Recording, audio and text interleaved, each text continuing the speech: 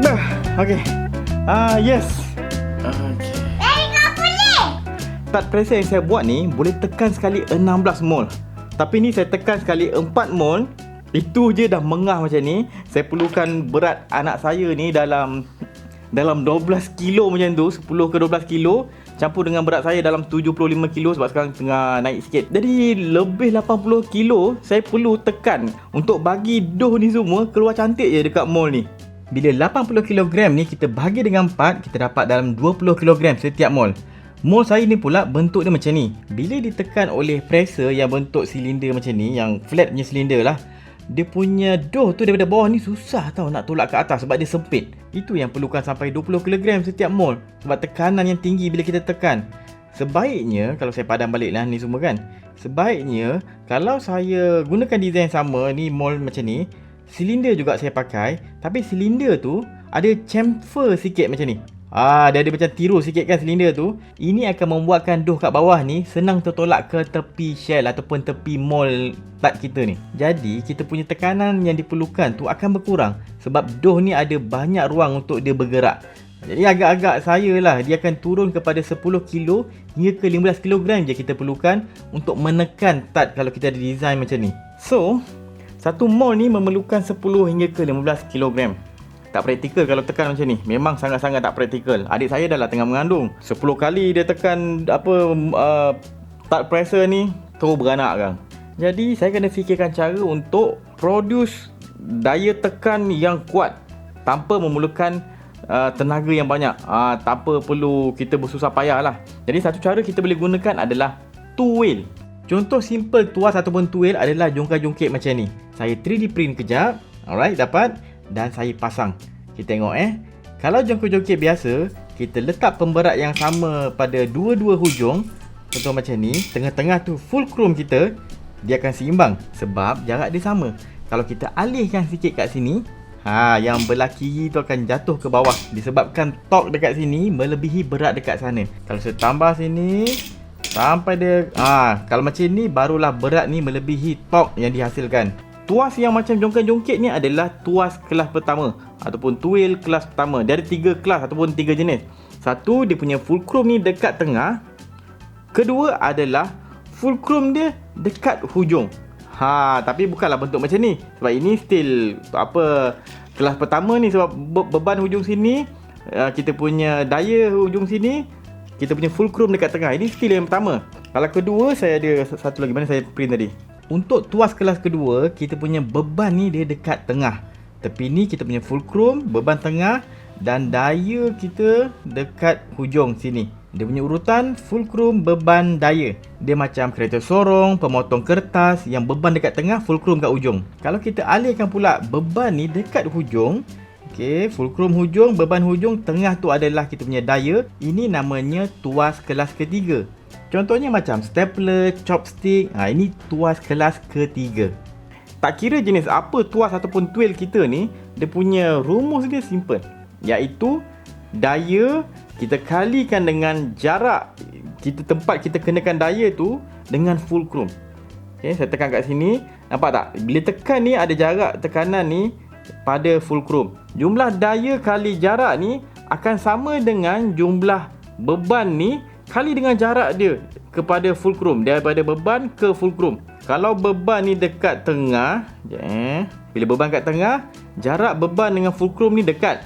Jarak saya punya daya dengan fulcrum jauh. Bila jarak fulcrum dengan daya yang saya kenakan ni lebih besar berbanding jarak fulcrum dengan beban, saya tekan ni sikit je, dia punya beban akan terima tekanan yang lebih besar daripada apa yang saya tekan ni. Untuk projek ini, saya nak pakai tuas. Saya nak pakai tool. Jadi, tool macam mana yang saya akan gunakan? Ini tool yang saya akan gunakan. Buat daripada plastik yang keras. Tengah ni ada fulcrum dan dia akan berpusing kat sini. Alright, nampak? Bila dia pusing tu, dia akan tolak tau kat belah sana. Saya print. Ini dia. Kita tengok. Saya try kena pasang dulu besi kat lubang ni. Cocok. Ini kerjanya untuk memanjangkan jarak daya dengan fulcrum nanti. Alright, saya ada tool ataupun tuas kat sini. Ni saya punya daya akan dekat hujung besi ni. Jauh tak jarak daya ini dengan kita punya fulcrum? Jauh kan? Lagi panjang jarak daya dengan fulcrum ni, lagi kuat conversion tenaga tu. Sekejap, saya letak contohlah ni saya pakai glue gun saja. Ni bagi balon lah. Dekat-dekat saya punya tub pressure sebelum ni, balon. Okay, gam sudah kering. Right, kita try. Saya guna satu jari untuk angkat ni. Ada rasa sikit. Okay, agak berat. Tak adalah berat sangat, tapi boleh lah, not bad lah kalau guna satu jari ni. Kalau saya tarik kat bawah ni, dia dekat dengan kita punya fulcrum kan. Daya yang saya perlukan tu agak tinggi juga, sebab dia dekat jarak daya kita ni, force yang kita kenakan tu dengan fulcrum tu dekat. Sekarang kita try yang jauh ni, yang hujung ni panjang. Sangat mudah. Okay, saya try beratkan lagi. Letak pasu ni. Okay, bila ada beban macam ni, berat. Ni rasa berat dia. Berat sikit. Kalau pakai twill ni, satu jari je. Bukan satu jari, anak jari je. Yes. Kau ni anak jari lepas tak? Sekejap. Ui. Okay, boleh lah. Boleh lah. Oh, sakit. Ni simple. Tadi tu tuas kecil, just nak tengok dia punya konsep saja. Kali ni saya nak 3D print yang proper punya size yang akan digunakan dalam saya punya projek ni. Tunggu dalam 5-6 jam macam tu lah, settle, dan saya akan pasang. Ni saya akan gunakan shaft kat sini supaya kukuh sikit lah. Untuk dia punya handle penekan tu, saya pakai aluminium punya rod. Dah settle pasang ni, saya nak buat simple rig untuk test saya punya kekuatan menekan nanti.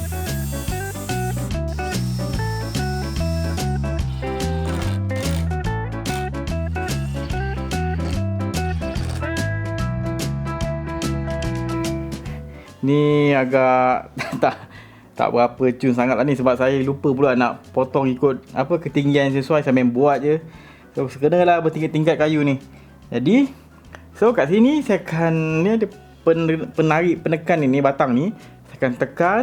Lepas tu saya punya bawah ni ada ni penimbang berat ni. Lepas tu sini ada pemegang atau penekan punya holder ni. Ni dia punya tangan ni, lengan dia. Saya akan tekan ke bawah dan tengok berapa kilogram tekanan yang saya bagi dekat bawah ni.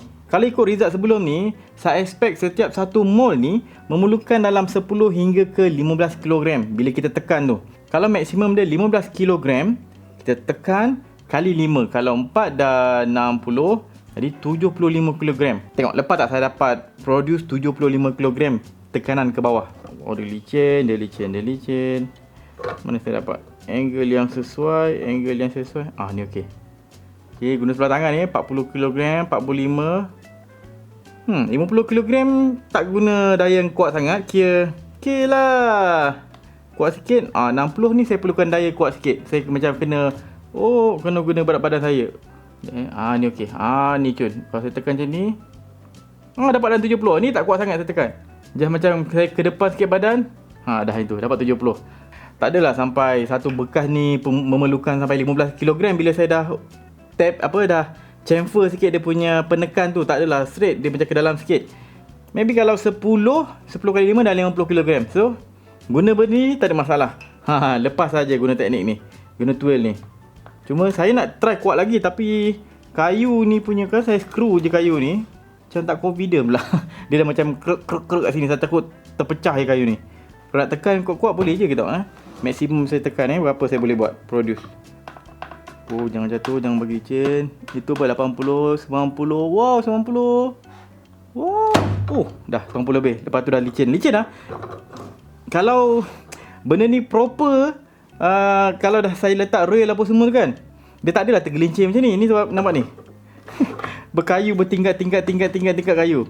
Tak praktikal untuk ujian ni, tapi boleh lah dapat result kan. Kalau ikut design twill saya ni, dia ada beza sikit tau. Sebab kat tengah ni saya akan letak bearing. Nampak tu ada macam colour lain sikit tu kan. Ada bearing. Yang ini saya tak pakai bearing sebab bearing tak sampai lah. Saya order kat Shopee punyalah lama, dah 3 minggu dia kata dia tengah keluar dalam delivery. Tak sampai juga. Jadi saya balun lah macam ni. Tu ada goyang-goyang sikit ni. Nanti yang real punya saya akan pakai bearing supaya tak ada plastik yang tergesek dan masuk dalam makanan, dalam tat ni. Yang ini next video.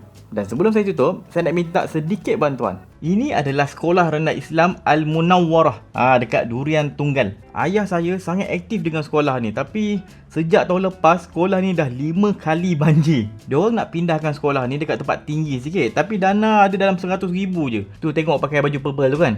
Tu ayah saya dah tu, Ustaz Wan Zahidi. So far diorang dah bayar deposit tanah, tinggal nak habiskan bayaran je.